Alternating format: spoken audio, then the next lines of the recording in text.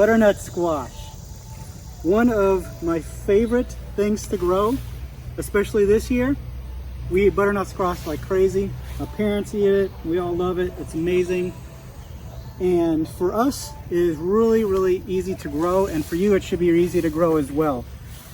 Now what we did here, all of this that you see, this whole entire patch is all butternut squash plants, all the way down this entire row here, like you saw on the video. And they are booming. Now what we have done is we have grown it along our fence trellis. And this is what we have found to work the best. And it's really easy for anyone that is watching to do it this way, and it's very inexpensive. So first what you want to do is you want to actually make your garden row like we did. This is all one garden row that we made with our tiller. And plant your butternut squash. And what we did was, once it started to reach, because butternut squash is one of those plants like cucumber, it's going to have reaching vines and it's going to want to hold on to something. And so you can let it go along the ground, but bugs are going to be eating it. We actually had one of those happen recently with a big one, but it's still good. But if you want it to be protected, grow it along the fence.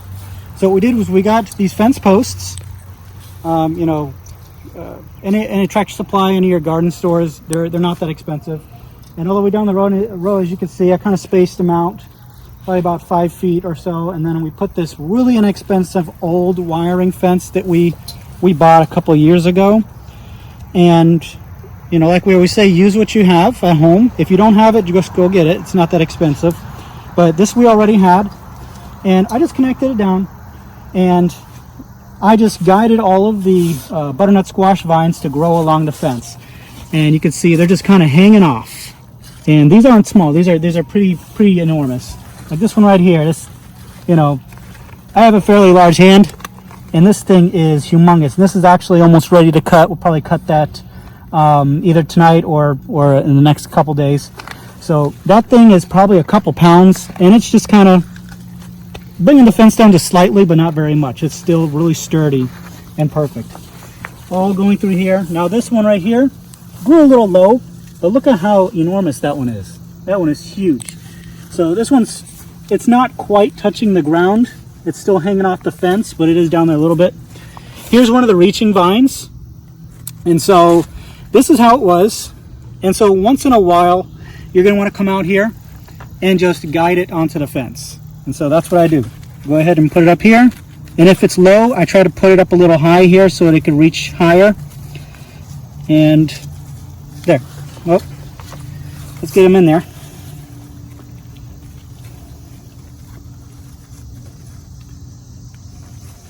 Getting it on the fence is the 90% of it.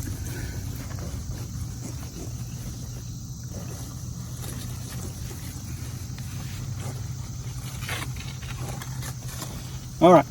So I guided it back on. So what that's going to do is it's going to just keep on going throughout this fence here.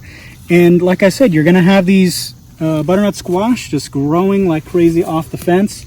As you come down, they're all just hanging off the fence here. These ones are a little moderate size, but all the way down, they're just hanging off here, all the way down. And so no bugs are going to be getting to these. These are perfectly fine. And so that's how you do it. It's really simple, and this is the easiest, cleanest way for you to do the butternut squash, and really any squash that does reaching. Now on this side, here's another reaching. I'm going to go ahead and guide them up here because there's still plenty of space on this fence.